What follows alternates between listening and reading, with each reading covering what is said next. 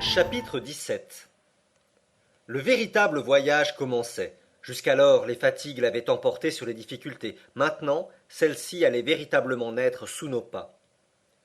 Je n'avais point encore plongé mon regard dans ce puits insondable où j'allais m'engouffrer. Le moment était venu. Je pouvais encore ou prendre mon parti de l'entreprise, ou refuser de la tenter. Mais j'eus honte de reculer devant le chasseur. Hans acceptait si tranquillement l'aventure avec une telle indifférence, une si parfaite insouciance de tout danger, que je rougis à l'idée d'être moins brave que lui. Seul, j'aurais entamé la série des grands arguments, mais en présence du guide, je me tus. Un de mes souvenirs s'envola vers ma jolie Irlandaise, et je m'approchai de la cheminée centrale. J'ai dit qu'elle mesurait 100 pieds de diamètre, ou 300 pieds de tour. Je me penchai au-dessus d'un roc qui surplombait, et je regardais. Mes cheveux se hérissèrent. Le sentiment du vide s'empara de mon être. Je sentis le centre de gravité se déplacer en moi, et le vertige monter à ma tête comme une ivresse. Rien de plus capiteux que cette attraction de l'abîme. J'allais tomber. Une main me retint, celle de Hans. Décidément, je n'avais pas pris assez de leçons de gouffre à la Frelsers-Kirk de Copenhague. Cependant, si peu que j'eusse hasardé mes regards dans ce puits, je m'étais rendu compte de sa conformation. Ses parois, presque à pic, présentaient de nombreuses saillies qui devaient faciliter la descente, mais si l'escalier ne manquait pas, la rampe faisait défaut. Une corde attachée à l'orifice aurait suffi pour nous soutenir, mais comment la détacher lorsqu'on serait parvenu à son extrémité inférieure? Mon oncle employa un moyen fort simple pour obvier à cette difficulté. Il déroula une corde de la grosseur du pouce et longue de 400 pieds. Il en laissa filer d'abord la moitié, puis il l'enroula autour d'un bloc de lave qui faisait saillie et rejeta l'autre moitié dans la cheminée. Chacun de nous pouvait alors descendre en réunissant dans sa main les deux moitiés de la corde qui ne pouvaient se défiler. Une fois descendu de 200 pieds, rien ne nous serait plus aisé que de la ramener en lâchant un bout et en halant sur l'autre. Puis on recommencerait cet exercice ad infinitum.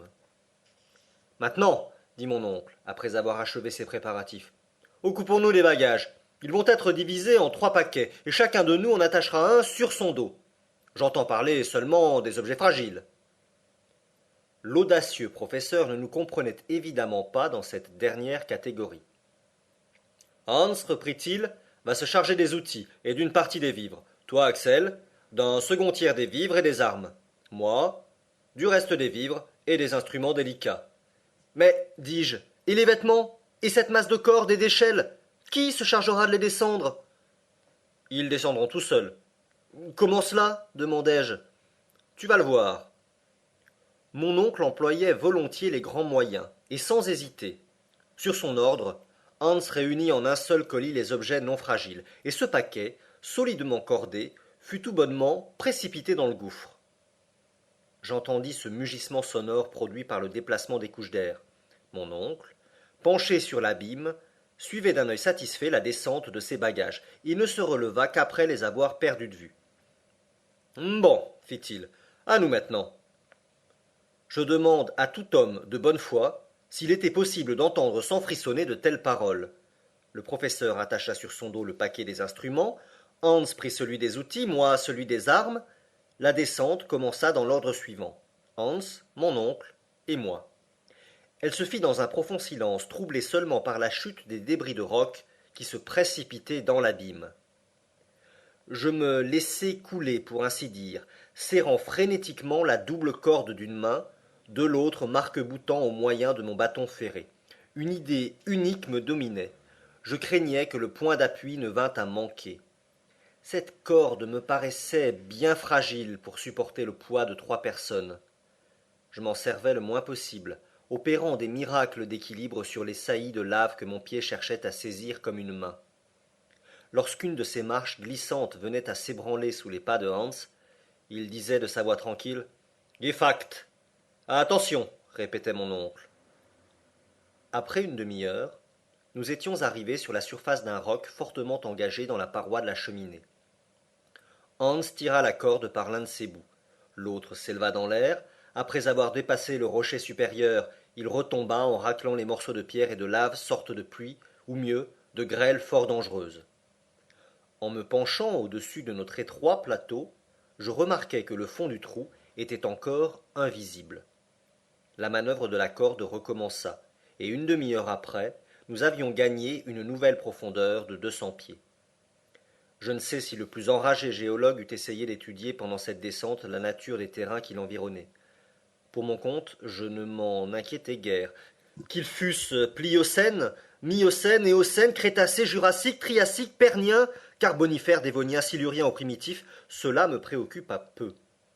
Mais le professeur, sans doute, fit ses observations ou prit ses notes, car à l'une des haltes, il me dit plus je vais, plus j'ai confiance. La disposition de ces terrains volcaniques donne absolument raison à la théorie de Davy. Nous sommes en plein sol primordial, sol dans lequel s'est produit l'opération chimique des métaux enflammés au contact de l'air et de l'eau. Je repousse absolument le système d'une chaleur centrale. D'ailleurs, nous verrons bien. Toujours la même conclusion. On comprend que je ne m'amusais pas à discuter. Mon silence fut pris pour un assentiment et la descente recommença. Au bout de 3 heures, je n'entrevoyais pas encore le fond de la cheminée.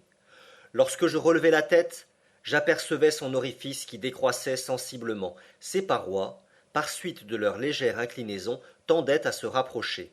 L'obscurité se faisait peu à peu. Cependant nous descendions toujours. Il me semblait que les pierres détachées des parois s'engloutissaient avec une répercussion plus mate, et qu'elles devaient rencontrer promptement le fond de l'abîme.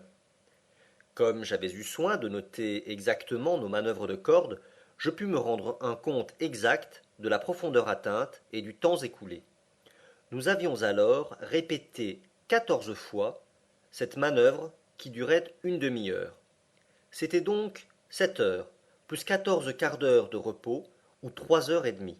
En tout, 10 heures et demie. Nous étions partis à 1 heure, il devait être 11 heures en ce moment. Quant à la profondeur à laquelle nous étions parvenus, ces 14 manœuvres d'une corde de 200 pieds donnaient 2800 pieds. En ce moment, la voix de Hans se fit entendre. Halte, dit-il. Je m'arrêtai court, au moment où j'allais heurter de mes pieds la tête de mon oncle. Nous sommes arrivés, dit celui-ci. Où demandai-je en me laissant glisser près de lui. Au fond de la cheminée perpendiculaire. Il n'y a donc pas d'autre issue? Si, une sorte de couloir que j'entrevois, et qui oblique vers la droite. Nous verrons cela demain. Soupons d'abord, nous dormirons après. L'obscurité n'était pas encore complète. On ouvrit le sac aux provisions, on mangea, et chacun se coucha de son mieux sur un lit de pierre et de débris de lave. Et quand, étendu sur le dos, j'ouvris les yeux, j'aperçus un point brillant à l'extrémité de ce tube long de 3000 pieds qui se transformait en une gigantesque lunette. C'était une étoile dépouillée de toute scintillation, et qui, d'après mes calculs, devait être Bêta de la petite ours. Puis je m'endormis d'un profond sommeil.